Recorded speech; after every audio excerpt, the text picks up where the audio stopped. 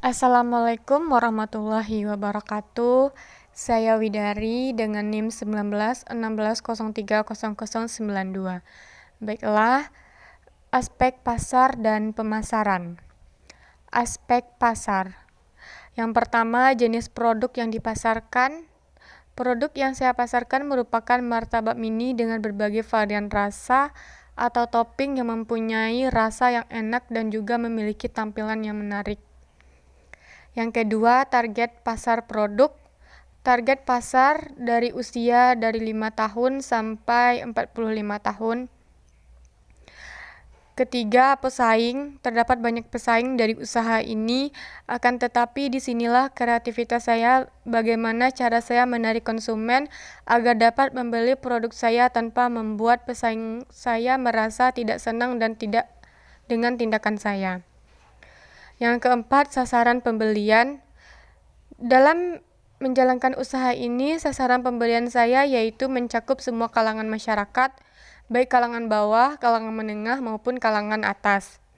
Selanjutnya, aspek pemasaran. Yang pertama, promosi. Metode promosi yang saya gunakan yaitu dari mulut ke mulut dan melalui media sosial.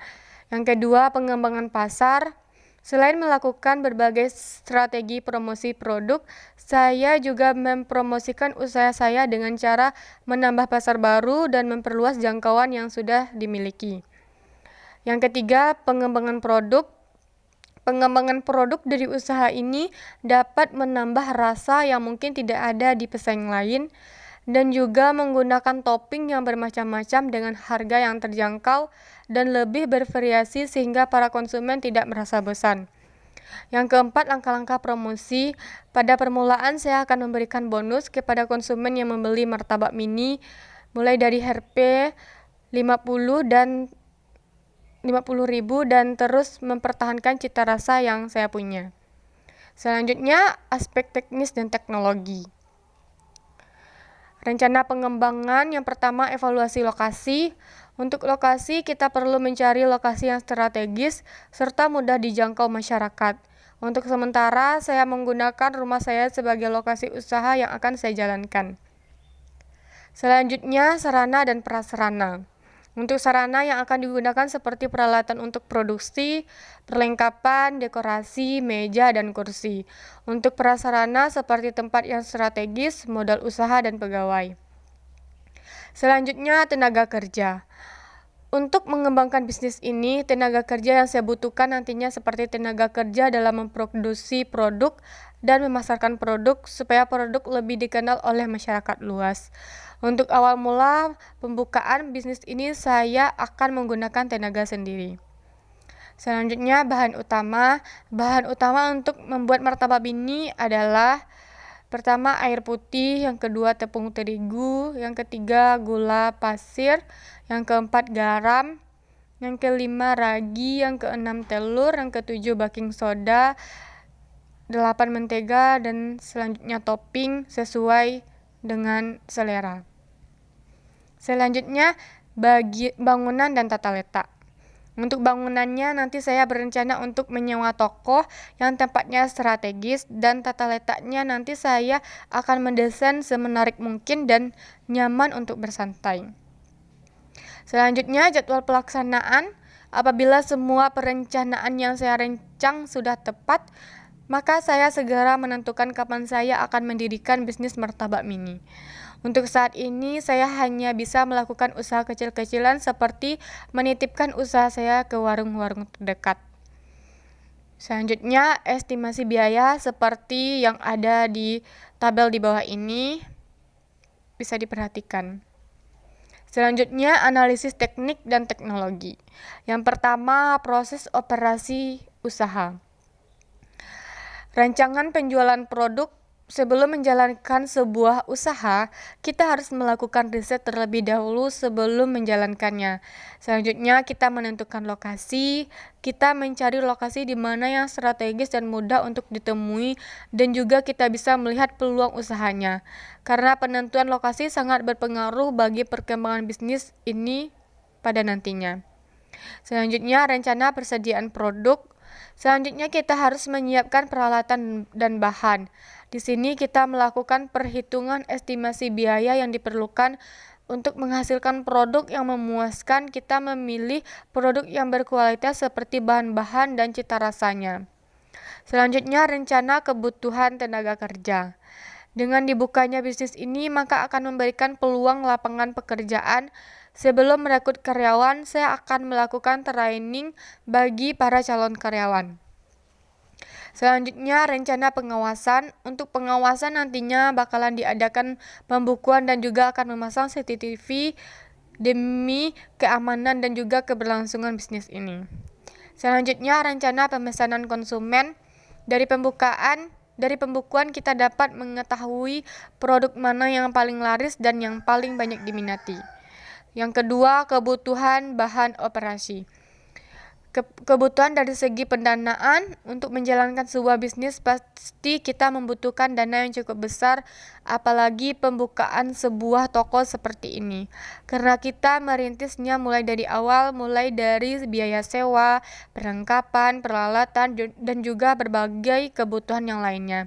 Maka dari itu membutuhkan modal yang besar. Pengawasan. Untuk pengawasan nantinya bakal diadakan pembukuan dan juga akan memasang CCTV demi keamanan dan juga keberlangsungan bisnis ini. Selanjutnya, kegiatan pemasaran. Untuk kegiatan pemasaran saya akan menggunakan sosial media karena sekarang ini semua serba online. Maka kita juga akan mempromosikan secara online agar banyak yang mengenal produk ini nantinya. Selain melalui online, bisa juga mempromosikan melalui iklan atau spanduk yang dipasang di depan toko dan mengadakan promo dengan harga yang murah agar para konsumen merasa ingin tahu dan akan datang untuk mencobanya. Yang ketiga, kegiatan perawatan teknologi. Untuk perawatan teknologi, misalnya untuk perawatan yang ada di sana seperti alat-peralat masakan dan juga peralatan seperti bangku juga akan dirawat dengan sebaik-baiknya. Karena apabila ingin awet lama, maka kita harus pintar dalam merawat barang tersebut.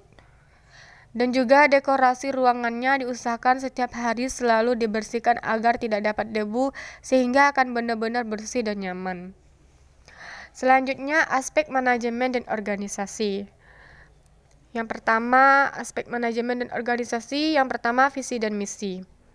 Yang pertama, visi menciptakan produk makanan yang sederhana dan berkualitas serta banyak diminati atau disukai masyarakat. Misi. Terus melakukan inovasi agar selalu menarik minat beli masyarakat. Yang kedua, menjaga kualitas produk agar menjadi produk yang berkualitas. Yang ketiga, selalu membuat kesan yang baik kepada setiap pelanggan. Yang keempat, menyediakan layanan bagi konsumen yang ingin memberikan saran. Yang kedua, struktur organisasi. Struktur organisasi dan tim Martabak Mini dapat dilihat dari bagian berikut. Selanjutnya, job deskripsi.